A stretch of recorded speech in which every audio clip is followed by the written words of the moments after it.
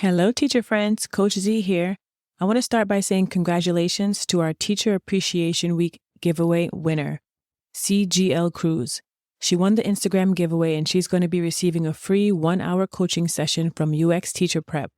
I love giving back to educators, so I'm glad I was able to offer that giveaway and it was super fun. So congratulations, girl. So in today's episode, we are going to talk about tips for building your UX portfolio. It does feel like a daunting task, but step by step, I'm going to talk you through these tips and hopefully ease some of that anxiety you may have around getting it done. So stay tuned. Welcome to the UX Teacher Prep Podcast, the ultimate destination for educators who aspire to break into the field of user experience and product design. Your host, Z Arnold, a 15-year teacher turned UX researcher, is here to guide, coach, and mentor you through every twist and turn as you make your career transition into tech. If you're ready for a more satisfying career and lifestyle, and you want the balance to unleash your creativity, this podcast is for you. Now for the show.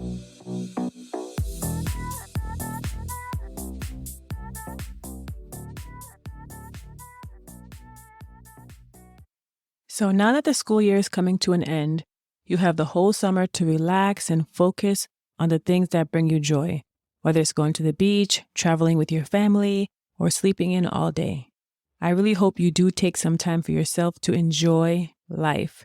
And the summer is also a good time to work on your career transition portfolio, especially for those of you who've said that the 2023-2024 school year was your last year in the classroom.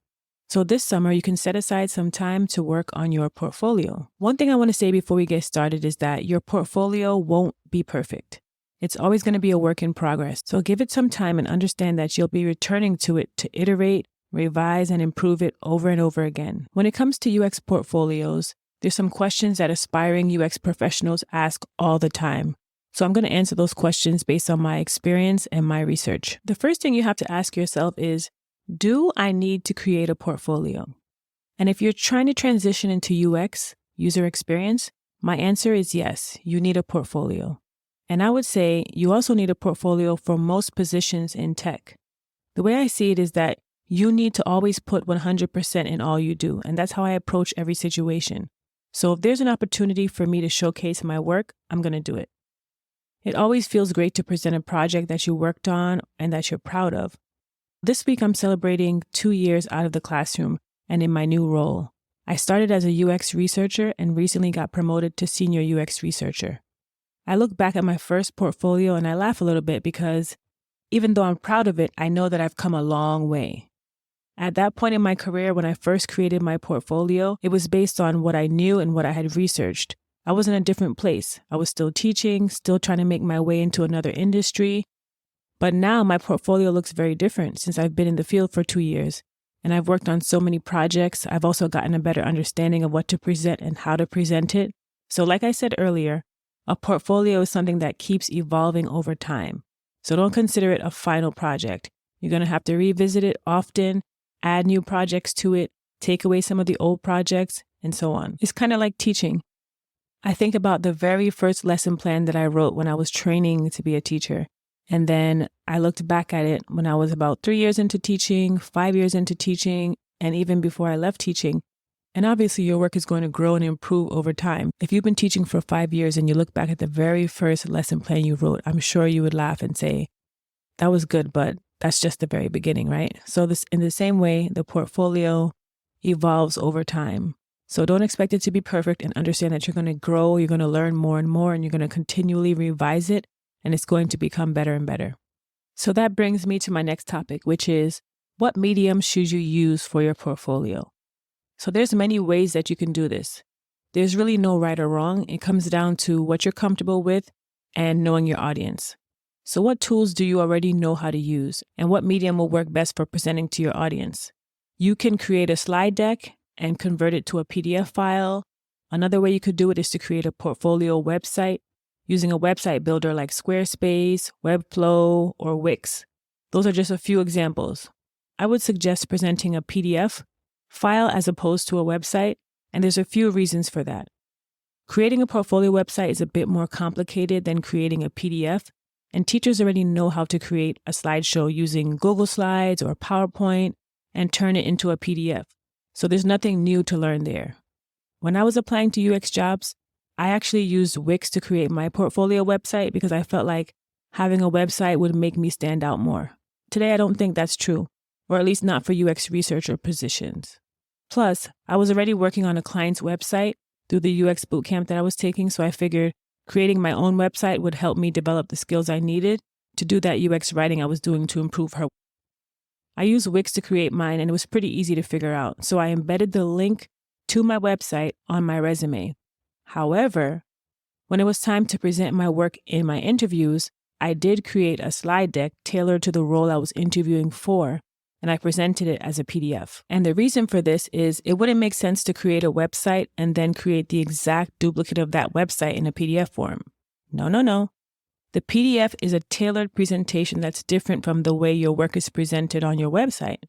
So let's say, for example, you create a portfolio website and you have 4 pieces of work on there, and 2 are tailored to one industry, let's say the education space, like ed tech, and then 2 are tailored to another industry, let's say finance, being a UX, researcher, writer, designer in the finance field. You want to make sure you highlight the ones that are tailored to industry A for industry A's hiring manager in that interview. So what that meant for me was I created multiple slide decks for different roles that I was interviewing for. You can't expect a hiring manager to sift through your entire website to find what they're looking for. It's a nice glimpse of what you can do, but that's only the first step. The next step is that you actually take them through the process while you're sitting in your interview. And what I mean by that is walking them through the different steps you had to take to get through that entire process, whether it was a UX research process, UX design process, or UX writing process. When you get into the interview, it's time for you to walk them through that portfolio, which is why it's so important to have a tailored experience for your audience. Now, I know firsthand that simply starting your portfolio can be overwhelming, especially when you have no idea what to put in it. So if you're trying to decide what medium to use, that can also be a factor that actually holds you back and keeps you procrastinating. It took me a long time to actually start building my portfolio because I just didn't know where to start, what to use. I was just looking through different portfolios online and saving them to my bookmarks and trying to get ideas. And that process just kept going around in circles and circles and circles. So I know that it can be something that holds you back from moving to the next step. But building your portfolio doesn't have to be this daunting task. It can be a creative and fun project, but you have to decide to start or it's never going to get started. If you don't know how to make a website, don't stress about it unless you really want to flex that muscle and show off your website building skills. For example, if you're applying for a UX designer position and you want to showcase your ability to build out a website that users can easily navigate. It's all about the work and the content that's inside your portfolio. However, if you're applying to a role as a web designer, for example, it would make perfect sense for you to use the website to showcase your portfolio because then you can showcase your web design skills. So knowing your audience is key. So the next thing I want to touch on is a question I get a lot from my clients, and I also see online a lot of people asking this question. How many pieces of work should you have in your UX portfolio? I would say include at least 2 to 3 pieces of work in your portfolio because when it comes down to an interview, you might only have enough time to present 1 or 2 of those pieces. You don't need to go overboard and have 10 or 15 pieces in your portfolio, but definitely have more than 1. You want to showcase at least 2 different methods that you used if you're going for a UX researcher position, or 2 different projects that you worked on if you're doing anything else. You definitely want to show your breadth and depth of knowledge and show that you know how to do different UX research methods, if that's what you are working on, or different types of UX design projects. And make sure that you're showcasing high quality projects. Which leads me to my next point. Teachers often ask the question, what do I actually put in my portfolio? And it's a good question. One thing you don't want to do is pad your portfolio with fluff. You want to include your best work. Your portfolio pieces should be rich work that shows the impact that you had on an organization or a product. Work that you're proud of and that you can thoroughly explain and walk a hiring manager through. One option is to start a UX project you've worked on while you were in the classroom. So if you're in the classroom right now, you can create your own case study about a website that you use as an educator or that your students use. For example, if you're transitioning to a UX research position, you can try to solve a problem related to a website that your students use often but experience friction with. Let's say it takes students several clicks to get to a specific page that they use often.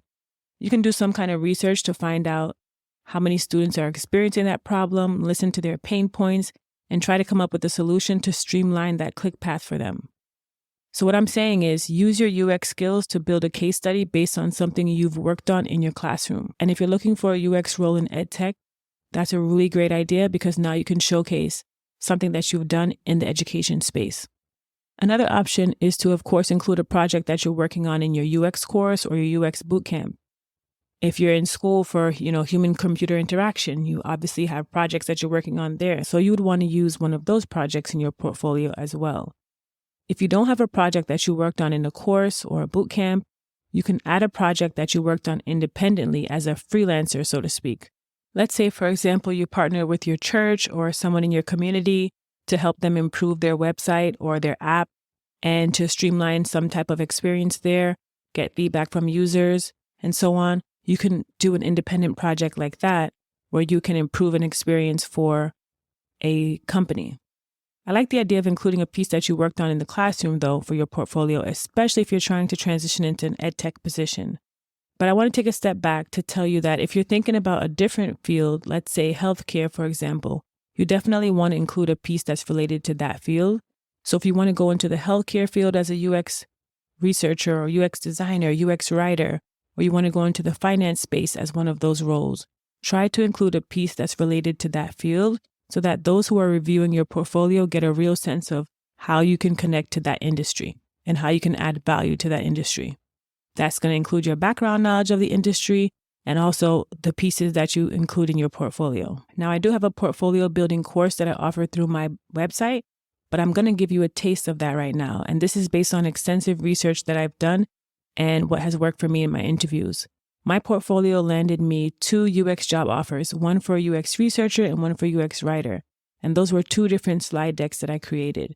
So what I'm telling you to do is I'm telling you to include the pieces of the UX design process in your portfolio. So for me as a UX researcher, that would be giving the context, the problem, the objective, the research that was done, including empathizing with users, designing, doing the research, the findings, and finally, the impact that it had on the organization. And within that process of the research, I would include the method that I used, the audience, the recruitment procedure, the research questions, and the final result of that UX project. The next thing I want to tell you to include is your UX philosophy. When you're creating that slide deck to present to hiring managers, you want to make sure that you include a little about me section and then a philosophy section where you talk about your UX philosophy and what you believe to be true in the world of UX. That's just a taste of what I offer in my portfolio building course. So when you feel like your UX portfolio is in a good place and you're ready to get some feedback on it, your first iteration, if you're part of an online Slack community or you're part of a group of teachers who are transitioning, you can definitely ask for feedback there.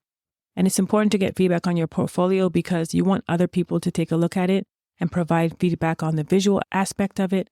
Maybe the colors are not contrasting well. You also want to get feedback on the actual contents of it. And so you want to hear from people who are in the field and people who are not in the field. So even a family member can provide feedback on your portfolio, but you also want to put it in front of someone who's in the field that you're going to as well, because you do want to make sure that your portfolio is understandable. And I do have a service that I offer on my website where we do mock interviews, and that's where we would go through that process and you'd be able to get feedback from me. So if that's something you're interested in, you can go ahead and book that service. I'm not going to get too much into the presentation part of the portfolio in this particular episode, but if you plan to attend a UX portfolio session with me or a mock interview like I mentioned, that's when we'd go over those specific details and we can go back and forth with the feedback on your portfolio. So I hope you got some good ideas for how to set up your UX portfolio or your career transition portfolio. And if you have any questions, go ahead and click down below where it says text me, and I'll be sure to reach out to you with a response. Don't forget to follow us on Instagram, and also we answer every single DM that we get in the inbox. Until next time, be well. Hey, thanks so much for tuning in. If you like this podcast, hit follow and scroll down to leave a 5-star rating. Then share it with a friend. If you're looking for resources to help you on your tech transition journey, head over to uxteacherprep.com. Follow us on LinkedIn and Instagram at uxteacherprep for daily tips and motivation. Have a topic you'd like to hear addressed on the show? Send us a DM on Instagram. If you're listening on YouTube, like, subscribe, and share. Until next time, be well.